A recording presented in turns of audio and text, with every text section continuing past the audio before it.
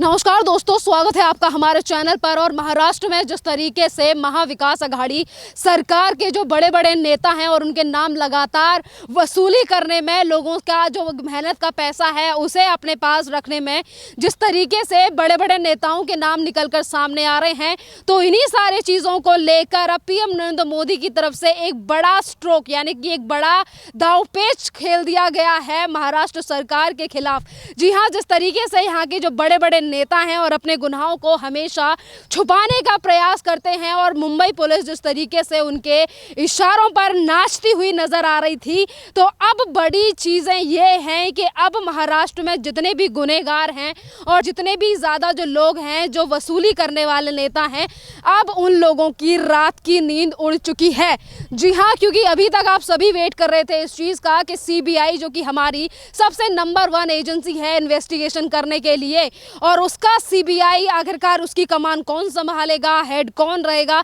Director कौन रहेगा, इसके लिए सभी चिंतित थे और सभी को वेट था कि आखिरकार कब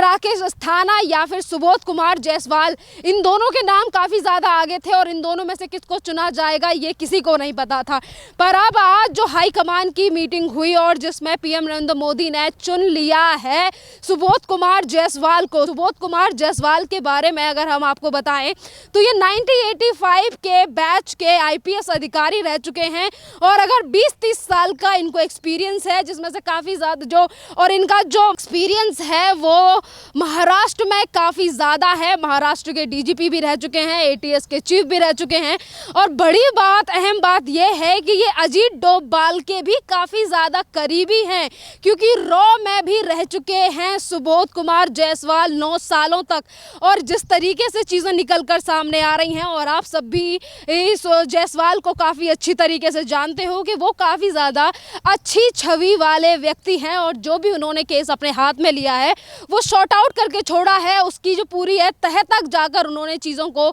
सॉल्व किया है। अगर हम बंगाल की भी बात करें तो सीबीआई की जो कमान है वो ममता बनर्जी के जो मंत्रिमंडल है उन तक भी जा चुकी है। अगर हम महाराष्ट्र की बात करें तो महाराष्ट्र में से जिस तरीके से एक के बाद एक बड़ी चीज़ें निकल कर सामने आ रही हैं, कभी महावसूली आघाड़ी सरकार के या फिर महाराष्ट्र के जो गृह मंत्री हैं उनका नाम सामने आ जाता है। और बड़ी अहम बात यह भी है कि परमवीर सिंह ने जो अभी आरोप लगाए थे गृह मंत्री के ऊपर 100 करोड़ रुपए की वसूली को लेकर, इसमें भी काफ़ी ज़्यादा अहम रोल है सुबोध जायसवाल का, और इन्होंने भी काफ़ी बड़े खुलासे किए थे इस पूरे प्रकरण को लेकर। तो एक बड़ी समस्या है ये उद्धव ठाकरे के लिए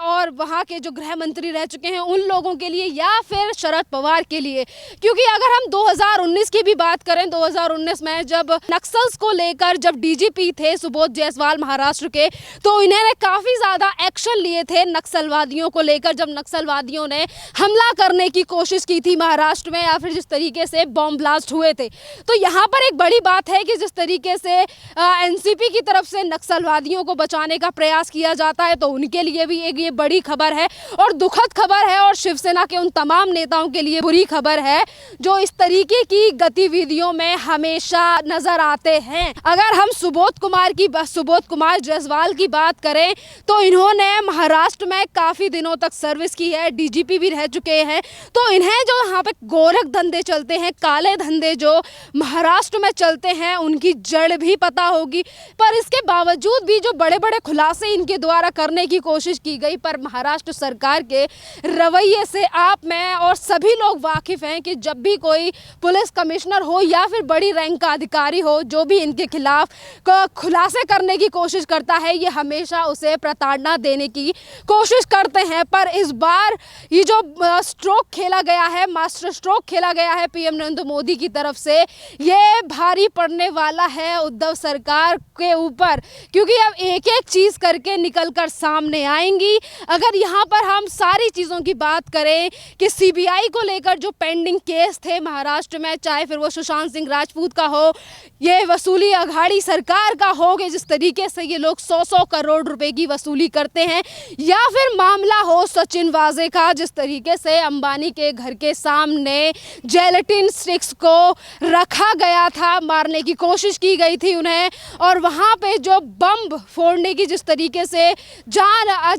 से आतंकवादी हमले करने की कोशिश जो की जाती है, अब उन सब लोगों की खैर नहीं है, क्योंकि अब कमान आ चुकी है सुबोध जायसवाल के हाथ में। एक अधिकारी जिसको इतना ज़्यादा एक्सपीरियंस है और 30 से 25 सालों से वो इसी लाइन में है, तो उन्हें काफ़ी ज़्यादा चीज़ें पता होंगी और अंदर खाने क्या चलता है महाराष्ट्र सरकार में, और जब एनसीपी की सरकारें थी तो वहाँ पर कौन सी चीज़ें थीं जिनमें, क्योंकि अगर हम बात करें कि जितने टाइम से जितना कार्यकाल सुबोध कुमार जायसवाल ने महाराष्ट्र में संभाला है, तो हम यहाँ पर ये नहीं कह सकते कि सिर्फ और सिर्फ वसूली जो हुई है 100 करोड़ रुपए की या फिर इससे भी ज़्यादा जो वसूली हुई है, इन्हीं लोगों की मुश्किलें बढ़ने वाली हैं। सुशांत सिंह राजपूत के मामले में जो लोग गुनहगार थे उन लोगों की मुश्किलें बढ़ने वाली हैं। यहाँ मुश्किलें बढ़ेंगी हर उस व्यक्ति की जिसने महाराष्ट्र में रहकर सीबीआई की आंखों में या फिर प्रशासन की आंखों में धूल झोंकने की कोशिश की है। क्योंकि अगर हम 2011 की बात भी करें तो 2011 में भी एनसीपी की तरफ से अजीत पवार का नाम आया था सिंचाई घोटाले में। तो ऐसा लगता है कि तमाम वैसे वो केसेस हैं जो सुबोध कुमार जायसवाल के द्वारा खोले जा सकते हैं, और जो भी गुनहगार हैं या फिर जो भी इस तरीके के गोरख धंधे करते हैं महाराष्ट्र में, उन सभी की एक एक करके बारी आ सकती है। अगर हम सीबीआई की बात कर रहे हैं, जो कि हमारे यहाँ की नंबर 1 एजेंसी है, जो हर चीज़ को लेकर अगर हर व्यक्ति की जो उम्मीद होती है, जब उसे पुलिस की तरफ से कोई राहत नहीं मिलती तो हर व्यक्ति सीबीआई के दरवाजे पर जाकर खड़ा होता है। और यही बात है वेस्ट बंगाल को लेकर। वेस्ट बंगाल में भी ममता बनर्जी के नेताओं की मुश्किलें अब बढ़ने वाली हैं। आप सभी ने देखा अभी जब 2 हफ्ते या 1.5 हफ्ते पहले ममता बनर्जी के नेताओं को सुब्रत मुखर्जी हो या फिर फिरहाद हकीम हो, जब इन लोगों की गिरफ्तारी होती है तो ममता बनर्जी किस तरीके से सीबीआई के अधिकारियों को डराने की कोशिश करती हैं। बाहर जाकर उनके पथराव किए जाते हैं, सीआरपीएफ की टीमों पर उनके ऊपर पत्थर दागे जाते हैं। पर जो भी मनमानी है अब इन सरकारों की, जो ये सीबीआई को अपने हाथ में लेना चाहते हैं, प्रशासन को अपने अनुसार चलाना चाहते हैं, तो अब इन लोगों की शामत नहीं है। क्योंकि अब तभी तो यही तो मेन रीज़न है कि अब इन सरकारों का मुंह लटका हुआ है सुबोध कुमार जायसवाल के डायरेक्टर बन जाने से। क्योंकि सभी को पता है कि गोरख धंधे जो हैं, जो काला व्यापार है इन लोगों का, वो काफ़ी ज़्यादा लंबे समय से चलता आ रहा है, और इन्हीं चीज़ों को छुपाने के लिए ये लोग तमाम तरीके की चीज़ें इन लोगों की तरफ से की जाती हैं। अगर बात करें कि 2 तारीख के बाद जो हिंसा वेस्ट बंगाल में हुई और उसको लेकर जो सुप्रीम कोर्ट की तरफ से कहा गया कि सीबीआई पूरी तरीके से